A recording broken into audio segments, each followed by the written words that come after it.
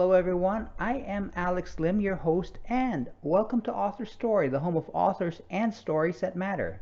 This episode's featured guest is Alexandra Bracken, who is the author of this episode's featured novel, which is Lore. So, Alex, welcome to AuthorStory. Thank you very much for being with us. Thank you so much for having me.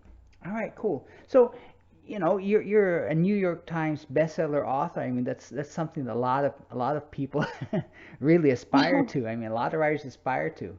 And you have you had two novels that debuted on number one on that list. I mean, Passenger and Wayfarer. So we know where you stand now. So I'd like to go a bit into your background. You wrote Okay. your first novel, unpublished, in which you gave to a friend, from what I understand, when you were pretty young. So could we say that that was the start of your career?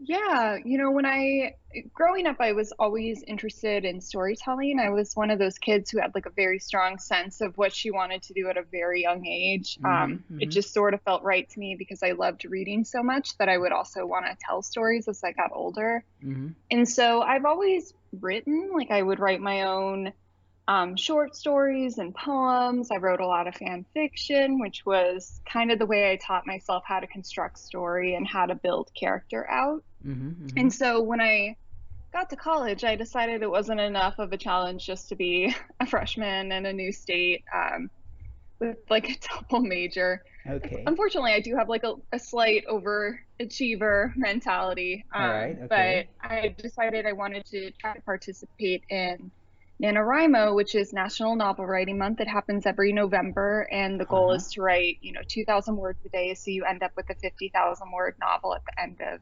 November. Wow. Okay. Okay. I decided I wanted to try to write my own novel, and I did. And I worked on it with my friend Carlin, who helped me edit it, and I tried to submit it to um, every agent that was working at the time. This was like 2007, I think, 2008. And Mm-hmm. then when that project went nowhere, my junior year, I started writing a different novel, which then I sold my second semester of senior year. So that was Mm. really the book that changed everything for me. Right. Right. And it was called Brightly Woven. And sadly, it is now out of print. But Ah. Ah. if I can just plug one more little project here, Brightly Woven was just reissued in graphic novel format. We decided to Okay. bring it back in like um, a new format that's beautiful. And it actually just came out this past Tuesday. So it was Oh, kind of like a nice. full 11-year journey for this book to Mm-hmm. finally be back in print. Right. Okay. And that's interesting because I mean, I don't usually think of books going out of print and then coming back in again. So, I just like to do a short sidebar on this. What exactly went on here? I mean, was it just like, the publisher said, I'm only going to print so many copies and that's it? Oh no, actually, it was even sadder than that. The publisher actually closed their doors entirely. I was published by Oh. Egmont USA, and Egmont is a big European publisher, and they wanted to try having a US arm for a while, and Mm-hmm. unfortunately, it just didn't pan out, and the rights reverted back to me. And this Mm. was a couple years ago now, and I kind of sat on the rights to the book for a while. Uh-huh. Trying to trying to just decide what to do with them because I knew there were Mm-hmm. things about the novel that I was unhappy with now, certain Right. things I would, go back and change, and I wasn't sure it felt exactly right to go and actually rewrite the whole novel Mm-hmm. to the standard that I have now for, sensitivity and Right. inclusion and all of that. Right. So we decided that it would act also it was just pirated so much online at that point. I was Mm-hmm. like, Mm-hmm. well, let's try to bring it back in a new format and see how it works. And Right. I think it's super cute, and I'm so happy that we ended up, testing out this experiment. Mm-hmm. Right. And you just touched on to something that that I don't think comes out a lot often. That's your growth as a writer. Because I mean, you mentioned like you presently have a different standard today when it comes to inclusivity, and all that compared to back then. What was the road like for you? I mean, with your growth, not only as a storyteller but also, as a person. I think like most of American society. I would say in the past 10 years, we've had sort of like a steep learning curve in terms of um, learning just about white privilege, learning about how dominant white culture is. And so something I try to be very cognizant of as I'm writing now is making sure that my stories better reflect the actual diversity in the United States. Since now, aside from Brightly Woven, pretty much all of them, well, actually, I take that back. Mm-hmm. Most of them have been set in the United States. So, and working with authenticity readers to make sure that the depiction of those characters are fair and accurate and there are no microaggressions. Really, it's been, and just as you get older, I feel like your 20s are such a learning experience for everybody as after you leave the shelter of college, so to speak, and you Right. are out in the world. I worked full time in addition to writing kind of on the weekends and in the evening. I had my like two jobs while I was living in New York City, and thankfully New York City gave me an important education too about life. So, and writing is just one of those things that the only way you ever improve is to put the mileage in. And so I'm like, Mm-hmm. 11 books into my career now, and am very proud of how far I've come as a writer. And yeah, I hope to just continue to write better and better books. All right. And that's an interesting implication with better and better, because I mean, I'm thinking like the average person, they're thinking like, wow, you already wrote 11 books, so you must be a master at this. You must be a real expert. But it seems that there's a lot more. There's still some more to learn. Oh my God. Yes, always. There's so much more to learn with writing. There's always something that you could improve upon. There are certain stories, I think this is hard to understand if you're not writing books or you're Uh-huh. not, actively working on your storytelling craft, but different stories present different challenges. And so it's almost like you have to reteach yourself how to write a book with every single book, Uh-huh. because certain books you have such a strong sense of the character, but the pacing is really off. Sometimes you have so much plot, but you can't really connect with the characters. Mm-hmm. So there's always something, I think, to learn and try out. I'm like one of those writers who loves reading craft books and books about storytelling, just because I think it's always really interesting to hear about other writers, their process, and to see if there's anything I can learn from them. Hmm. Okay. Okay. So yeah. All right. I was always curious about that, because I mean, I'm like the average person who thinks, wow, he or she's put out so many books. She's probably an expert at this. But okay, that's interesting. Yeah, Learn I something new. definitely, yeah, it's funny because when I first started out, when I was, in college, I was so much more of like what we would call a pantser, where I was really not plotting my books out in advance and I was just sort of writing, I would say, more intuitively. And so one of the important things that I've done over the years is just like become stronger in my understanding of writing craft in general. Mm-hmm. And that always gives you a very solid base to fall back on if you are Mm-hmm. struggling with any part of your book. So, yeah, and it's just I've been getting 10 years of feedback at this point. I kind of know what's working and what's not working about my writing for the most part. So, Hmm. Right. whether I want it or not, you get that criticism, and it's important to listen to it and grow from it. Right.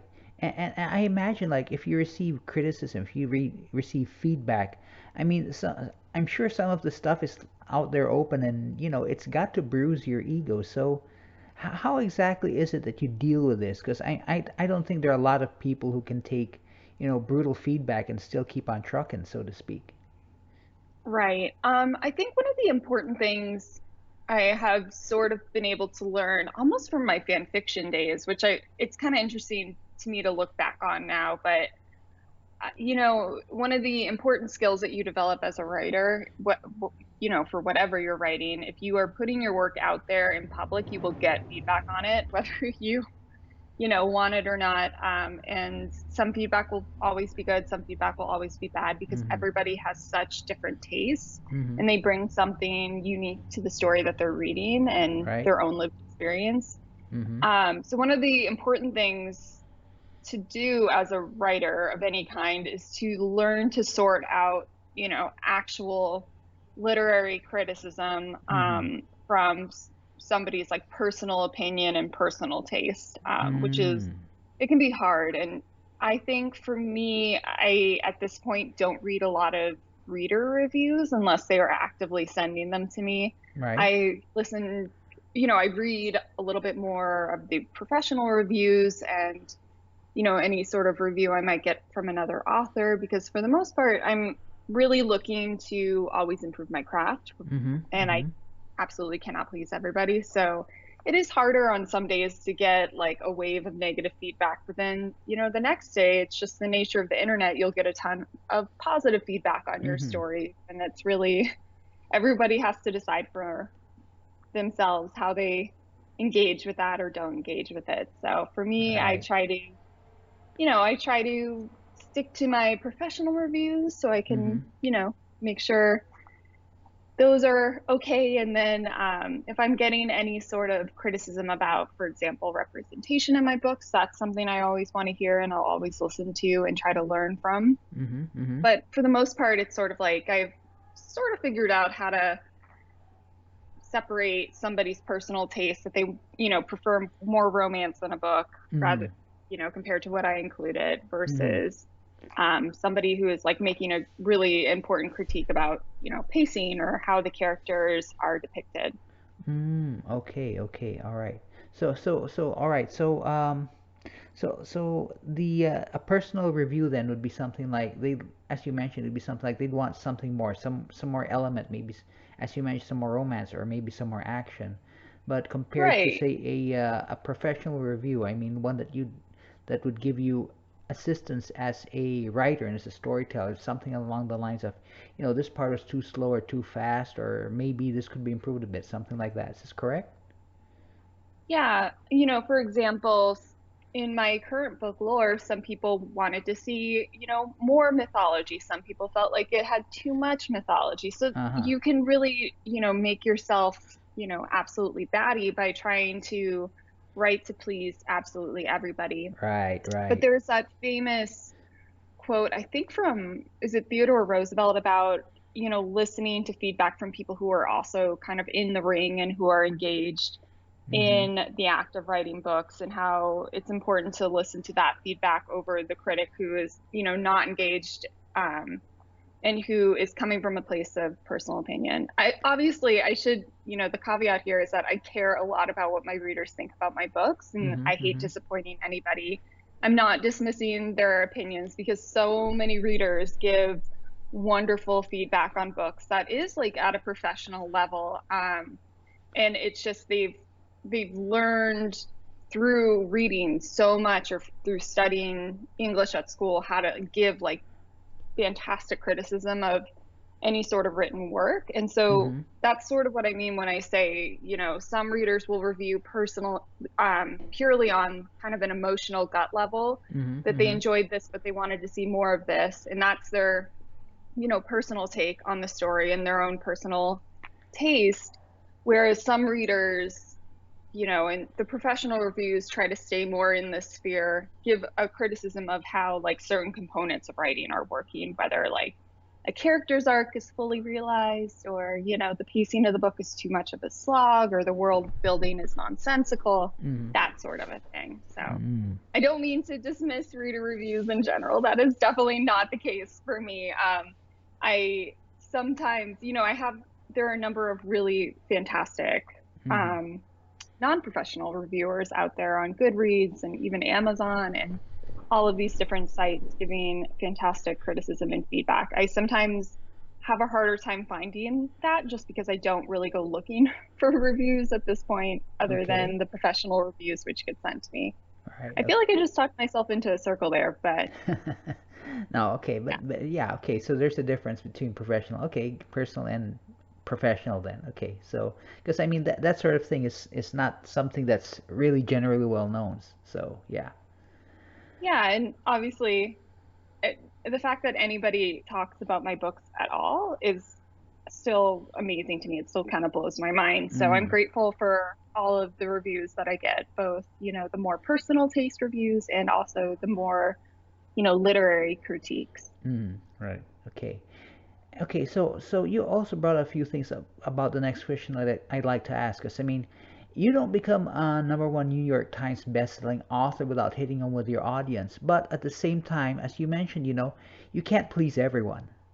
So, well, how do you strike the balance between writing something that you like? Because I mean, if you're not passionate about it, correct me if I'm wrong, but if you're not passionate about it, you're not going to spend months or even a couple of years writing out a story, and something that hits home with a possible audience. Yeah, that's, how would I put this? I first and foremost, obviously, have to write a story that appeals to me as a reader, just because I have to live with the story and the characters for so long. Mm-hmm, mm-hmm, I don't think a lot of people realize that it's usually anywhere between like like a year, 2 years before.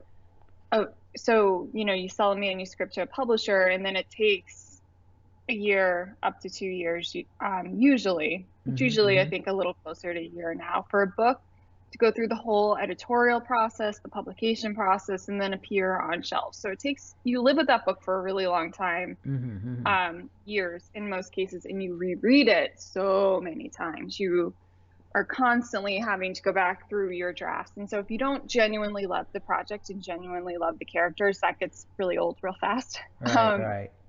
so I have to write a story that engages me and hope that it also will resonate with readers. But for the most part, I would say that the thing I have noticed that especially young adult readers really love are character driven stories. Like if the characters are fleshed out, if they Mm-hmm, have an interesting aspect of their personality, if they have an mm-hmm. interesting backstory.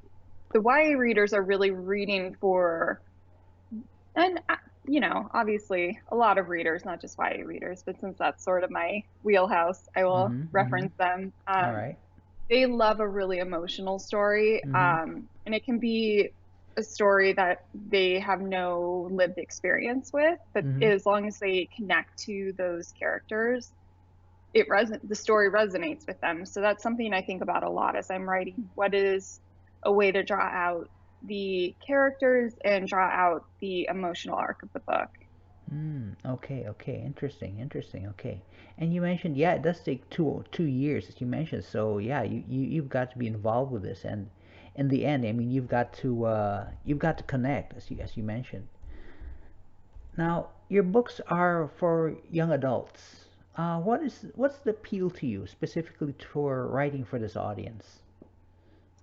One thing I really love about writing for young adults and writing teen characters in particular is that I think our teenage years are sort of endlessly fascinating and wonderful. It's a time in our lives where we feel like everything has such high stakes. Mm-hmm. Mm-hmm. And it's also sort of that I would say the biggest part of our lives where we're experiencing a lot of firsts. So Mm-hmm. like for example, your first brush with freedom when you learn how to drive, usually your first love, Mm-hmm. not always, usually your first love, the first time I think you really start to figure out who you are and who you want to be, Mm-hmm. potentially moving into your future, and leaving your home sometimes. Right. Some people don't, which is okay too. But speaking very generally, it's this really, I think, just fascinating time to write about, and to Mm. write about, no matter their circumstances, everybody is sort of experiencing that question of who am I and who do I want to be? So, Mm-hmm. that's the question in Lore as she's dealing with Greek gods. That's the question in My Darkest Mind series as they're like on the run from the government. But it's such a universal, wonderful theme to kind of write about and think about for these characters. Mm-hmm. Right. And the Eh, readers are fantastic. They're so fun. I love writing for YA readers. All right.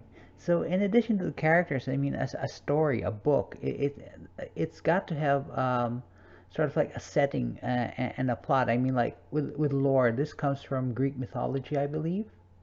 Hmm. Yeah. So when you come up with the ideas for your stories, the mythologies, the settings, uh, what do you go with? What makes you go for like these kinds of stories? I mean, these kinds of mythologies. It's so funny. I always say that my ideas are very much idea soup, where every story inevitably has like many different parts that somehow come together in my little brain pot, and they stew for a while, and I can kind of figure out, how all of these things fit together and how to bring out their flavor, to continue that metaphor. But inevitably I'm writing about things that I'm really interested in. And Mm-hmm. so with Mm-hmm. lore, for example, my mom's side of the family is Greek. And so I Mm-hmm. was handed a book of Greek myths at a very young age by my mom as a way to kind of start talking about that side of our heritage. And I think she kind of forgot how dark and twisted a lot of Greek myths are. Right, right, Maybe right. not totally child friendly, but I've wanted to write a story about Greek mythology for years, and it Mm. was just a matter of figuring out what story I actually wanted to tell. But one thing I do a lot as a writer is I keep a running list of the types of stories I potentially want to write about. So Mm-hmm. Mm-hmm. it's almost like a wish list. Like I knew I wanted to write a book that used Greek mythology. I knew I wanted to write a book that was framed around some sort of competition Mm-hmm. or a race or a hunt. And eventually I realized that those two things fit together really well Mm-hmm. in lore. It's Mm-hmm. obviously athletic competitions and hunts were a big part of ancient Greek life. So, Yeah. yeah, Yeah. so it's really like what interests me most, I Uh, guess, which is a very selfish way of looking at it. But I always want to write stories about found families and about, just that contemplate the idea of like, what is a family? mm-hmm. And Mm-hmm. I have, yeah, I have a lot of different ideas and a lot of my wish list is very long. So hopefully it'll sustain me for a couple of years to come. All right. Okay. And many more books to come, hopefully. Yeah. Oh my gosh. Hopefully. All right, so lore. This essentially stems from Greek mythology. So, Greek mythology is one of the themes in here. But in your opinion, what are some of the other themes that are presented in lore? Like what are the themes around like the main characters and the people around them? So Lore is centered on a 17-year-old. Her name is Lore, as you might have Mhm. guessed. She's living in New York City. She's grown up in this sort of secret society. It's almost cult-like in a way because it's hidden kind of within our own world. This is set in modern day New York. And so this secret society, they're hunters and they're all descended from some of the ancient world's greatest heroes like Mhm. Achilles or in Thor's case, Perseus. And so Mhm. every 7 years for 7 days, this special hunt takes place where 9 of the Greek gods are cursed to walk the earth as mortal. And if one of the hunters can kill a god, they can take that god's power and immortality. Mhm. And Mhm. Thor has left this world behind after her family was murdered at the end of the last hunt 7 years ago, and she wants nothing to do with it. But Mhm. she has a lot of ghosts in her past, obviously. And at the start of this year's hunt, it's back in New York City, and a wounded Athena shows up on her doorstep and offers Lore, the one thing Lore has always wanted, which is revenge for her murdered family. Mhm. So I had so much fun playing with the actual Greek gods as characters in this book, but really, thinking about the themes of the story. The biggest one is how important it is to confront, our personal past and confront the past in general in Mhm. order to Mhm. be able to move on and embrace a better future for yourself and for, the world, thinking bigger than that. Mhm. Um, the book is also very focused on what the pursuit of power does to people, Mhm. and Mhm. what morals they're willing to compromise in pursuit of it. Because obviously, here you can get power and immortality, but it comes with a very large price tag in that 7 years later you become one of the hunted Right. yourself. So, what makes that power actually worth it? Mhm. Uh, and it's also a story about found family. It's a story about just finding hope in the darkest of times. And that way, it was a great companion for most of 2020. Mhm. So Mhm. yeah, Mhm. there are a couple different moving parts within it that I think work on a thematic level, but the biggest one is definitely confronting our personal past and Mhm. addressing it and confronting, the bigger past that we Mhm. as a society Right. have, are trying to move forward from. Right. Okay. All right. Okay. So with this book, I mean, you did explain the theme and all that, but and I don't mind you tooting your horn with this as an answer to this question, but there are lots of young adult books out there, and there's lots of mythological based books out there. What is it about your book that makes someone want to read it? Ooh, good question. In your opinion, I mean, in your opinion. I think in this book, a lot of people really, it's interesting to me. I think I underestimated how many people love Greek mythology. That's basically been the main driving force, I think, of people picking this story up. But this story is really it's just filled to the brim with twists, and the pacing is very like go, go, go, go, go, as you might expect. It's set over a week, and these characters are essentially fighting to survive with New York as sort of the battleground. Hmm. So I think it's really a combination of character and plot twists and just like an action-packed read that still has a strong emotional core. Hmm. Okay. All right. And is Lore going to be like the start of a whole new series, or is it going to be like a standalone book? Do you have any like future plans for the characters and the storyline? It's just a standalone. I think it Okay. works All really right. well as a standalone. So it was interesting to write because I have really written, obviously, a lot of series and a duology or two duologies, actually. Yeah. So Yeah. it was an interesting challenge to fit everything into one book. But I'm very satisfied with where it ends. And if I explore any other part of this world, I feel like it'll be a companion novel or a short Mm-hmm. story or a novella, but I have no plans for it right now. All right. Okay. Got that. Okay. Cool. All right. And so, Alex, in the last minutes of this interview, are there any words of wisdom you'd like to share to inspire listeners? Oh, let's see, what would I say here?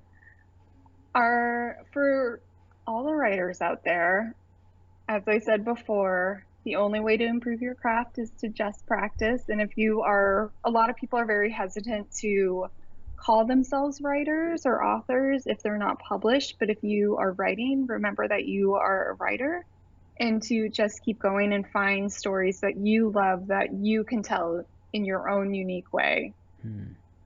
All right. Great. Well, thanks for those words of wisdom. And writers, please feel free to take note. All right, then. So, in closing, then, our guest is Alexandra Bracken. Her book is Lore, and you can find it on Amazon. So, Alex, thank you very much for being an author story. It was a lot of fun being able to speak with you today. Thank you so much for having me and letting me chat your ear off there. You're welcome. You're welcome. So, everyone, check out Lore, and while you're at it, go ahead and hit that subscribe button to get in on all the people and stories we have on this channel. So, catch you guys next time on Author Story, the home of authors and people with stories that matter.